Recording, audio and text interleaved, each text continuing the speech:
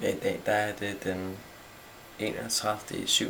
Og jeg har været inde og købe den nye iPhone 3G.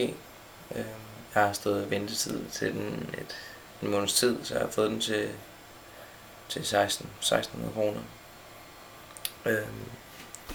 Og vi har den sådan set herinde. Man kan allerede se nu, at jeg har købt den i hvid, fordi jeg synes, det er den mest lækreste. Så lad os da kigge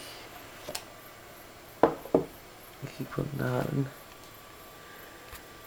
Selvfølgelig.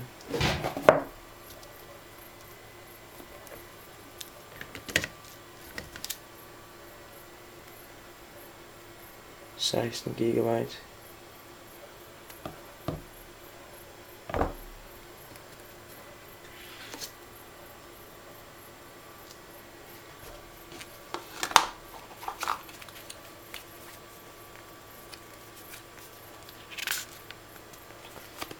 Selvfølgelig har lige et lækkert design.